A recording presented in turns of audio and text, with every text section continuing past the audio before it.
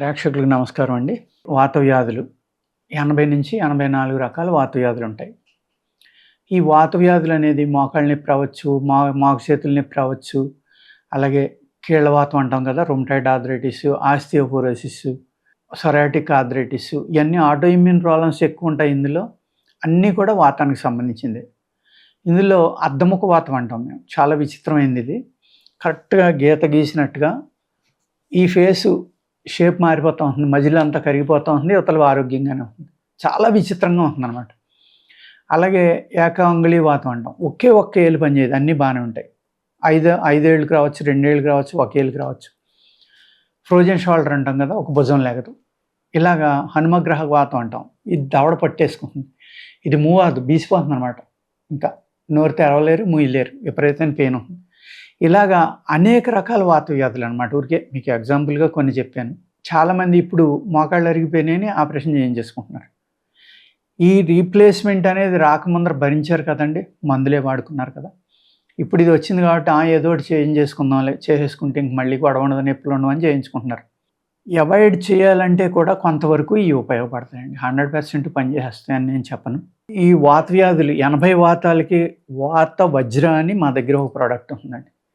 ఇది ఉదయం 1, సాయంత్రం 1 తినే ముందర వేసుకోవాలి.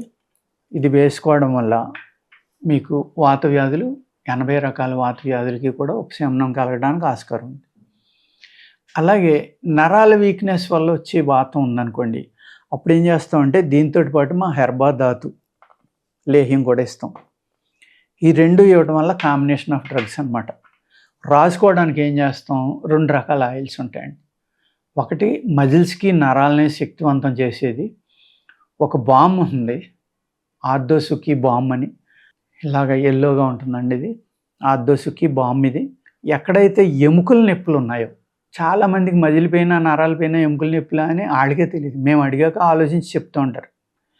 అంచేత ఎముకల నొప్పులు ఎక్కడైతే ఉన్నాయో ఆ ఎముకల నొప్పి ఉన్న చోట ఇది రాయాలండి. గట్టిగా ఉంటుంది ఇది. రాసిన తర్వాత ఆ శరీరం యొక్క వేడికి నిమ్మలంగా కరిగి స్ప్రెడ్ అవుతుంది. ఎంత లెక్క పెయిన్ ఉంటే అంత లెక్క రాసేసి మీరు దానిపైన చక్కని క్లాత్, ఫ్రెష్ క్లాత్ తోటి అంటించేయండి. అలా ఉండిపోతుంది, అది ఊడదు.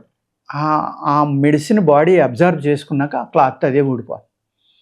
అదే క్లాత్ ఒక 10-15 రోజులు వాడండి. ఎందుకంటే రోజు కొత్త క్లాత్ పెడితే ఈ క్లాత్కి అంటుకుపోయి కొంత మెడిసిన్ వేస్ట్ అవుతుంది. ఇది శరీరం లోపలికి లాక్కోవడం వల్ల మీ ఎముకల యొక్క వాతం కానీ, మెత్తబడ్డం కానీ ఏవి ఉన్నాయో అవన్నీ కూడా మళ్ళీ నార్మల్ అవుతాయి, గట్టిపడడానికి ఆస్కారం. అలాగే ఏదైతే మజిల్ శక్తి తగ్గిపోయిందో ఆ మజిల్ని కూడా బాగు చేస్తుంది. ఇక్కడ ఎముకల నొప్పులు, సపోజ్ బ్యాక్ పెయిన్ ఉన్న వాళ్ళకి వ్యాయామం చాలా ఇంపార్టెంట్ అండి.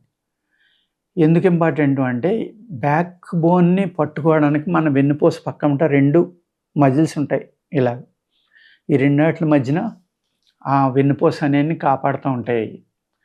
వాటిని బలంగా ఉంచుకుని మంచి వ్యాయామం కానీ, యోగా కానీ చేసి ఆ వెన్ను అనేది ఫ్లెక్సిబిలిటీ ఎప్పుడు ఉండేలాగ, మోకాళ్ళు కానీ, మోకాలు చేతులు కానీ, వెన్నుపూస కానీ ఈ ఫ్లెక్సిబిలిటీ పాడవకుండా వాటికి స్ట్రెంగ్త్నిచ్చే ఎక్సర్సైజ్ చేసి మన శరీరంలో 50% ఆఫ్ వెయిట్ మజిల్ ఆపుతూ ఉంది. ఎప్పుడైతే ముసలితనం వల్ల ఈ మజిల్ వీక్ అయిపోయిందో అప్పుడు ఎముకలన్నీ దగ్గరికి వచ్చేయడం వల్ల ఆ ఎముకల మధ్యన ఉన్న గమ్ము పాడైపోతుంది.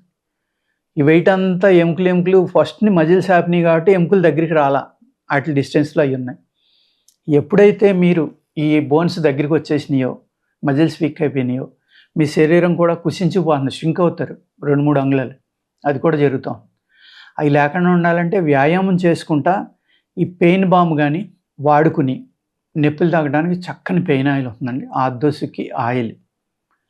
ఈ 2 రకాలు మీరు వాడుకుంటా లోపలికి మందులు వేసుకుని ఎవరైతే ఈ ఎముకల నొప్పులు సాధారణంగా 90% అబోవ్ వాతం వల్ల వస్తాయి. వేడి వల్ల కూడా వచ్చేవాళ్ళు కొంతమంది ఉంటారు, చాలా తక్కువ ఉంటుంది. వీళ్ళందరూ కూడా ఈ వాత వ్యాధులు ఉన్నవాళ్ళు ఆనపకాయ అంటే సొరకాయ, కీరాకు సంబంధించిన ఏది కూడా, అంటే దోసకు సంబంధించిన ఏ వెరైటీ తినకూడదు. పసుపు, అది మన పెసరపప్పు, బీరకాయ, ఇవి అవాయిడ్ చేస్తే మంచిదండి. ఈ నరాల బలం కోసం ఇలాంటి బలమైన ఆహారాలు, లేహ్యాలు, ధాతువృద్ధి లేహ్యం కానీ అనేక రకాల బలానికి సంబంధించినవి ఉంటాయి, పౌడర్లు. అవి ఇచ్చినప్పుడు కనుక చింతపండు ఎట్టి పరిస్థితుల్లో తినొద్దండి. చింతపండు తినటం వల్ల ఏమవుతుందంటే ఈ బలానికి ఇచ్చిన ఆహారం తీసుకున్నప్పుడు దాంట్లో ఉన్న శక్తిని క్షీణింపచేస్తుంది పులుపు అనేది. అందుకు ఎట్టి పరిస్థితుల్లో మీరు ఈ ఆహార పదార్థాలని అవాయిడ్ చేస్తా జాగ్రత్తగా మందులు వాడుకుంటా ఈ రిలాక్సింగ్ ఎక్సర్సైజు మజిల్ టైట్ అవ్వడానికి కొన్ని ఎక్సర్సైజులు చేస్తే కనుక వీటి నుంచి తప్పనిసరిగా బయటపడటానికి ఆస్కారం ఉందండి. నమస్కారం.